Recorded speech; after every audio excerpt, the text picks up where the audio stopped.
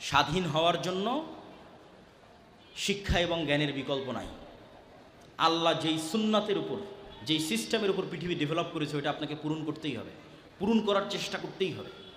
ওইটা পূরণ করার চেষ্টা যে করবে ওই রেজাল্ট সে পেয়ে যাবে। আজকে ইহুদি খ্রিস্টানরা পূরণ করতেছে, ওরা রেজাল্ট পাচ্ছে। কেন? আল্লাহ পৃথিবী এভাবেই সাজিয়েছে, যে জ্ঞান অর্জন করবে সে শক্তিশালী হবে, যে জ্ঞান অর্জন করবে সে নেতা হবে। এভাবেই পৃথিবী সাজানো আছে। দলিল, আল্লাহ সুবহানাহু ওয়া তাআলা নিজে জ্ঞানী, সবার চেয়ে জ্ঞানী। এই জন্যই আল্লাহ সুবহানাহু ওয়া তাআলা ইবাদতের যোগ্য।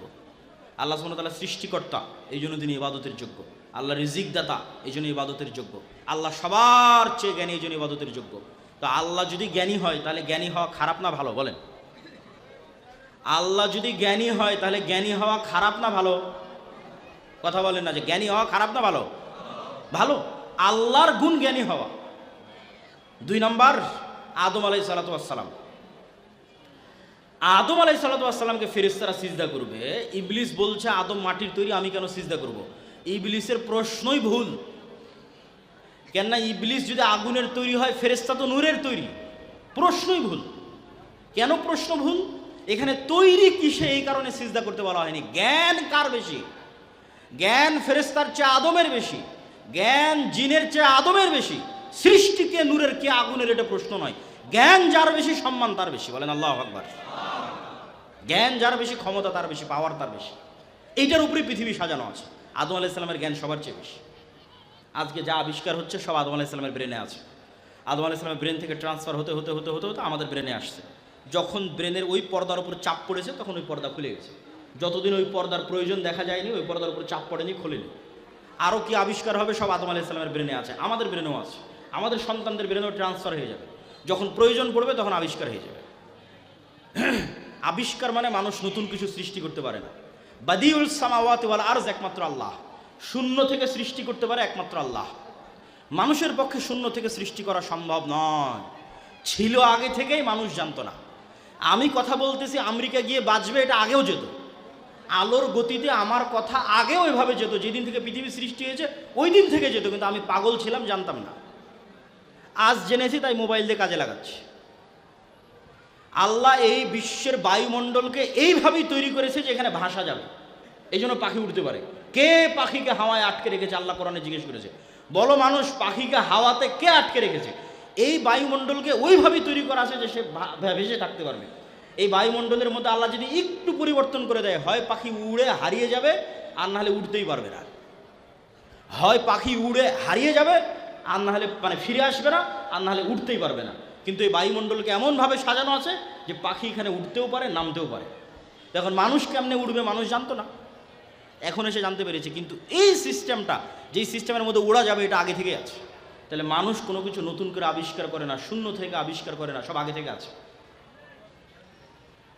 তো ঠিক তেমনি আল্লাহ সুবহানাহু তাআলার নিকটে কোনো কিছু করে ফেলা, কোনো কিছু পরিবর্তন করা, ওই যে মুসা আলাইহিস সালাতু ওয়াস সালামের লাঠিকে আল্লাহ সাপ বানিয়ে দিল, মনে হবে কি আশ্চর্য ঘটনা। এটা কিন্তু আশ্চর্য নয়। এটা কত সহজ আপনাকে বোঝায়, যে কত সহজ। তাহলে আপনি বুঝবেন। এই টুপিটা কি দিয়ে তৈরি হয়েছে? সুতা দিয়ে। এটা কি দিয়ে তৈরি হয়েছে? আপনাদের আজকে এখানে কতজন কত রকমের কাপড় গায়ে দিয়ে আছে, সব কি দিয়ে তৈরি হয়েছে? উপরে যে ত্রিপলটা, এটা কি দিয়ে তৈরি হয়েছে? সুতা। এখানে লেখা আছে বাংলা, এটাও কালি। লেখা আছে ইংরেজি, এটাও কালি। ওই যে ওখানে অঙ্ক লেখা আছে, ওটাও কালি। তাহলে কালিকে একটু চেঞ্জ করে দিলে বাংলা হচ্ছে, একটু চেঞ্জ করে দিলে ইংরেজি হচ্ছে, একটু চেঞ্জ করে দিলে আরবি হচ্ছে।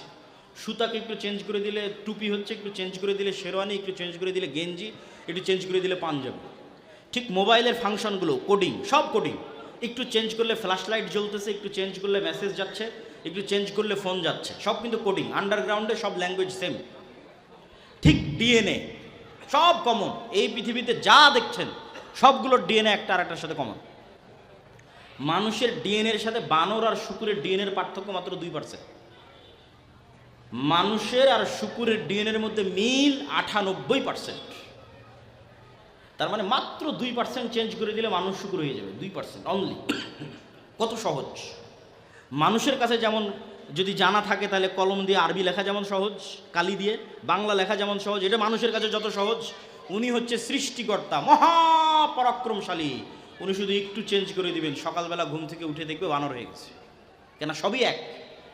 সবগুলোর মধ্যে একটা আরেকটার সাথে কমন আছে, ডিএনএ। সম্মানিত উপস্থিতি, তা আমরা বলছিলাম শিক্ষা জ্ঞান। এখন দুঃখজনক হলেও সত্য যে আল্লাহ আমাদের রব, তিনি জ্ঞানী।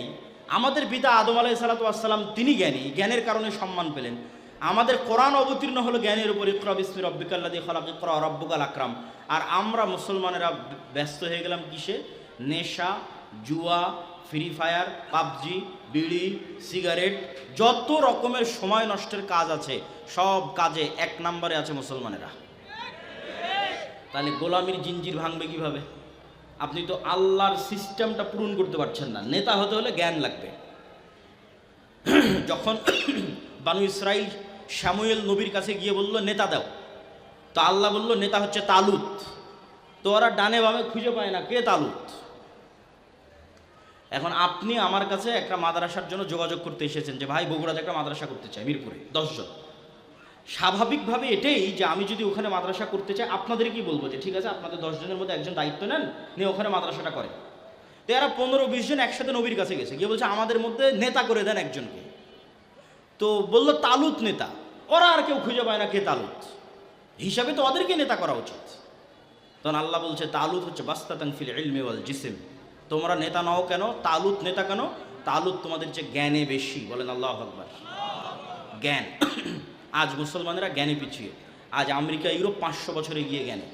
আর আজ মুসলমানেরা তাদের টাকা পয়সা, কি মুসলিম দেশ, কি উন্নত দেশ, কি অনুন্নত দেশ, কি আরব, কি অনারব, সব টাকা পয়সা ব্যয় হচ্ছে বিনোদনে, খেলতামাশায়, জুয়ায়, নেশায়। সুম্মা লাতুসআলুন্না ইয়াউমা ইযিন আনিন নাঈম। এই যে অঢেল সম্পদ আল্লাহ দিল, এটা যে জ্ঞানের পিছনে ব্যয় করলো না, এর জন্য কিয়ামতের মাঠে জবাবদিহি করতে হবে। মুসলমানেরা 2 টাকা পেলে মসজিদে টাইলস লাগায়, এসি লাগায়। কেউ কি চিন্তা করে না যে না মক্তবে একটা ভালো বেতন দিয়ে একটা ভালো শিক্ষক নিয়ে আসি, জ্ঞানের উন্নতি ঘটায়? এই চিন্তা নেই। আপনি মসজিদের দায়িত্ব ব্রাককে দেন, ও পরের দিনে ওই যতটুকু টাকা পাবে ওইটা দিয়ে কিসের টাইলস, কিসের কি, ওরা তো ভাঙ্গা বেড়া দিয়ে মক্তবের ব্রাকের স্কুল চলে, ভাঙ্গা বেড়ায়। ওই টাকা দিয়ে আগে ভালো শিক্ষক নিয়ে এসে নাচ গান শিখাবে, কেন ও বুঝে শিক্ষা আসল। আমরা ওইটাতে নাই। শিক্ষায় সবচেয়ে বেশি পিছিয়ে মুসলমানেরা। ইহুদিদের সন্তানদের কাছে যান, ওরা সময় নষ্ট বোঝে না। অক্সফোর্ড, ক্যামব্রিজে কোনোদিন দেখবেন না বিশ্বকাপ ফুটবলে ওই স্ক্রিন লাগিয়ে হাজার হাজার মানুষ ফুটবল খেলা দেখতেছে। আর জাহেলদের ঢাকা বিশ্ববিদ্যালয়ে দেখবেন সব ফুটবল খেলার জন্য ব্যস্ত হয়ে আছে। এরা নেতা না ওরা নেতা? এরা নেতা হবে না ওরা নেতা হবে? নেতৃত্বের ক্রাইটেরিয়া তো পূরণ করতে পারছে না, নেতৃত্বের শর্ত তো পূরণ করতে পারছে না। নেতৃত্বের শর্তেই তো জ্ঞান আছে, জ্ঞানে তো পিছিয়ে। আর ইহুদিদের ওদের কথা কি বলবো, ওদের দ্বিচারিতা, মোনাফিকি। ওরাও এটার পিছনে ইনভেস্ট করে, যারা মদখোর, জুয়াখোর, নেশাখোর থাক তাহলে এদের গোলাম রাখা সহজ হবে।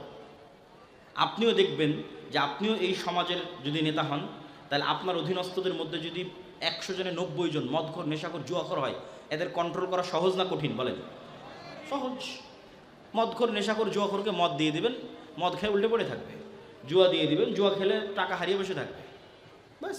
মোবাইল দিবেন, ফেসবুক দিবেন, টিকটক দিবেন, ওর মধ্যেই শেষ। এর তো আর কোনো চিন্তা নাই, আর ব্রেন আর কাজ করবে না, নেশাগ্রস্ত। ইহুদিরা এটাই চায় যে এরা সব এই মদ, জুয়া, নেশা এগুলো নিয়ে পড়ে থাকে। আর আমরা ইহুদিরা শুধু জ্ঞান, বিজ্ঞান, পড়াশোনা এগুলো নিয়ে ব্যস্ত থাকবে। তাহলে নেতা কে হবে? যে জ্ঞান, বিজ্ঞান, পড়াশোনা ব্যস্ত ও নেতা হবে। আর যে মদ, জুয়া, নেশা, জুয়া, টিকটক, ফ্রি ফায়ার, পাবজি এগুলো নিয়ে ব্যস্ত, তার কাছে পড়াশোনার কোনো দামই নাই। কারো বাড়িতে বই নাই, কেউ একটু বই হাতে নিয়ে পড়ে না, কেউ একটু জ্ঞান অর্জনের চেষ্টা করে না, না দুনিয়াবি না দিনই। তাহলে কেমনে আপনি গোলামির জিঞ্জির ভাঙবেন বলেন? তখন এই জীবনের সামারি কি? এই জীবনের সামারি হচ্ছে 30-35 বছর বয়সে তখন সৌদি, কুয়েত, কাতার, বাহরাইনে গিয়ে লেবারি করো, আর না হয় লিবিয়ার সীমান্ত দিয়ে অবৈধ উপায়ে ইউরোপে পাড়ি জমাও, দিয়ে মিথ্যা ডকুমেন্টস দিয়ে, মিথ্যা কাগজপাতি জমা দিয়ে, মিথ্যা কথা বলে ইউরোপের সরকারের কাছ থেকে বেনিফিট নাও, অ্যাসাইলাম ক্লেম করো, বাস পুরো জীবনটা মিথ্যার উপর। গোলামির জীবন, গোলামির জীবন, গোলামির জীবন। এই গোলামির অভিশাপ থেকে মুক্তির রাস্তা 4 নম্বর পয়েন্ট, শিক্ষা জ্ঞান। শিক্ষা জ্ঞান, বই থাকতে হবে, পড়তে হবে, জ্ঞান অর্জন করতে হবে। সায়েন্স, টেকনোলজি, কোরআন, হাদিস সব। জ্ঞান ছাড়া মুক্তির কোনো রাস্তা নাই। আল্লাহ জ্ঞানী, আদম আলাইহিস সালাতু ওয়াস সালাম জ্ঞানী, নেতৃত্বের শর্ত জ্ঞানী, কোরআন জ্ঞান দিয়ে পরিপূর্ণ, হাদিস জ্ঞান দিয়ে পরিপূর্ণ, ইসলাম জ্ঞান দিয়ে পরিপূর্ণ। মুসলমানরাও এক সময় জ্ঞানের জগতে সর্বশেষে ছিল।